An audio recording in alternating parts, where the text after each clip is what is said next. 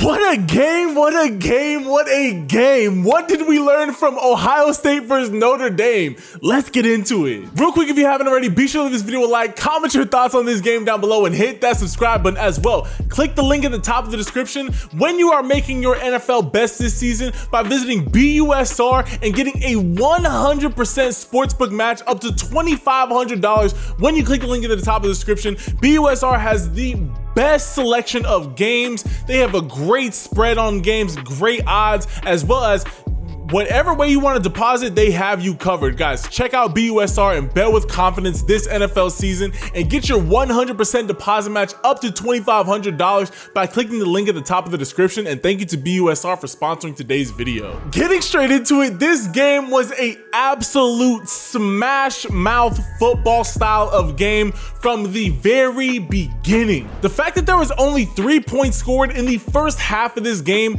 lets you know how well that both of these teams' defenses were playing in this game. But it's funny because normally you would expect, when you hear about a good defensive game, you would expect there to be a couple interceptions, you know, maybe a forced fumble, definitely a lot of sacks, but not really. In this game, there was only 1 sack from Notre Dame in this game, but really it was just both of these teams just stalemated each other on both the offensive versus defensive and vice versa sides.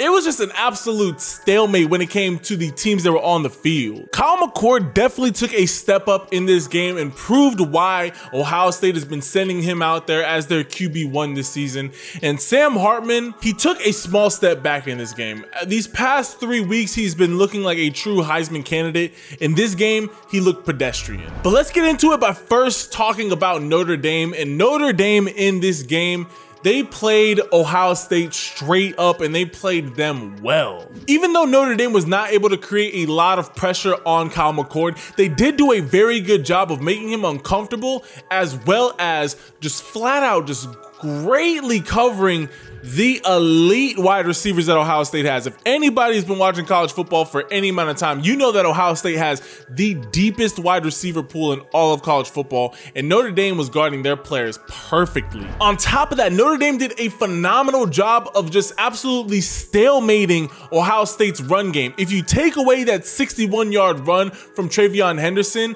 Ohio State only put up about 60 yards of rushing in this game. On top of that, Notre Dame dominated the time of possession in this game, having almost 10 more minutes of possession than Ohio State did. However, with those 10 more minutes of possession, they did not do enough with them. There was too many drives where they were getting some traction going, and then all of a sudden the drive just stalled out. And I put that firmly on Sam Hartman's shoulders. Sam Hartman in this game went 17 for 25, throwing for 175 yards and 1 touchdown. Now, I will take back a little bit my statement before where I just put this whole game firmly on Sam Hartman's shoulders, because Ohio State did do a phenomenal job as well of making Sam Hartman uncomfortable in that backfield. However, the level of play that we saw from Sam Hartman in these opening 3 weeks of this college football season were absolutely miraculous. This dude was putting up some elite numbers and seriously was in the Heisman contention. However, only 175 yards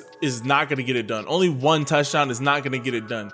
He was not able to just make those throws that he needed to make in this game. In the red zone, Ohio State needed to be able to pass the ball a little bit better. In the short yard, when they were on the short side of the field, they needed to be able to pass the ball better, and they weren't able to get it done. Now, their running game was absolutely elite in this game, yet again, having 176 yards on the ground, all led by their stud running back, Audric Estime, who had 14 carries for 70 yards. Jeremiah Love also had 8 carries for 57 yards, and Jadarian Price had 3 carries for 22 yards. Overall, Notre Dame played a phenomenal game, and it was just a very well-matched game. I mean, obviously, this was the game of the week that everybody was waiting to see. Would Kyle McCord step up and play the level that he was coming out of high school? I mean, this was a 5-star recruit, one of the best quarterbacks in the entire country coming out of high school. Would he finally step up and take the true reins of that Ohio State offense, or was he going to flounder underneath the pressure of the lights? It was just a very, very well played game, and the fact that it came down to a missed field goal early on in the game from Notre Dame, that was the deciding factor. It really does hurt. But Notre Dame, keep your heads up, because honestly, you still have all the makings to be a phenomenal top 10, top 15 team in the country.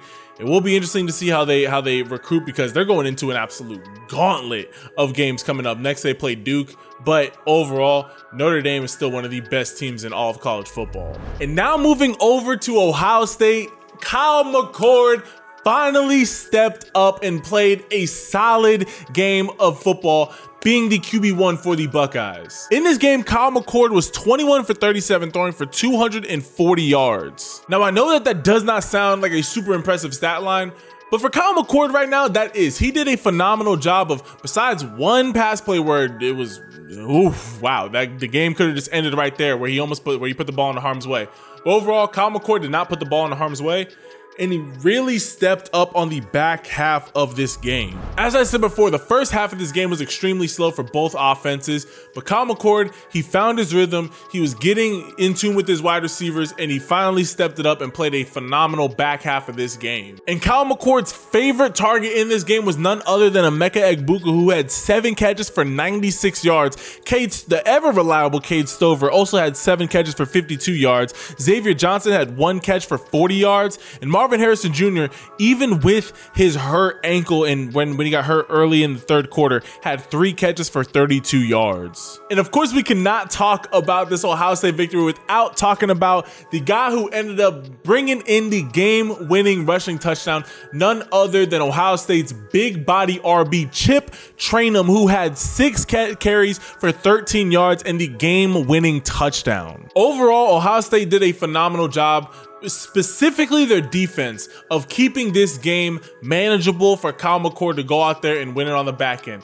Ohio State's defense did a phenomenal job of making sure that Notre Dame could not get too far out in front in this game. I mean, again, Notre Dame was getting stifled on their offense. Ohio State went out to an early 10-0 lead, but then obviously Notre Dame clawed their way, got those two scores, and then Ohio State needed an answer. But the fact that Ohio State's defense kept them to only 2 scores, kept it to where they could go out there and on a game-winning drive, go out there, get a rushing touchdown, and get up out of there.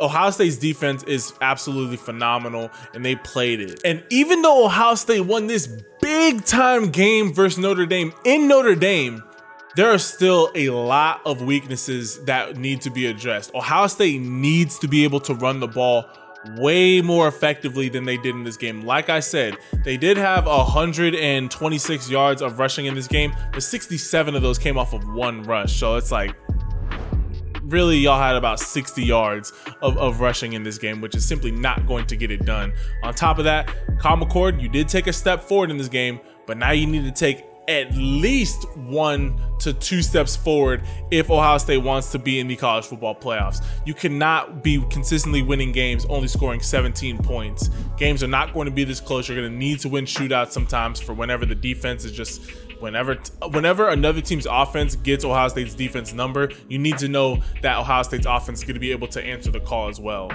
Overall, improve that running game, and Kyle McCord continue to take those steps forward. Hopefully Marvin Harrison Jr. is not hurt too much to where he's able to play next week. Continue to utilize all the receiving weapons that you have. And Ohio State's in a really good position right now. If Kyle McCord is able to continue to develop and just only gets better throughout the season, Ohio State's going to be, again, they're going to be in a position to be one of the best teams in college football, and hands down in the college football playoffs. But I want to hear from all my Buckeye fans. I want to hear from all my Notre Dame Fighting Irish fans. Comment down below, what were your thoughts on this game? Comment down below. This was an absolute wild game. It came down to the absolute wire. I want to hear from all y'all. Leave this video a like, comment your thoughts down below, and hit that subscribe button and turn on your notifications. I love and appreciate each and every single last one of y'all, and I will catch you guys in the next video.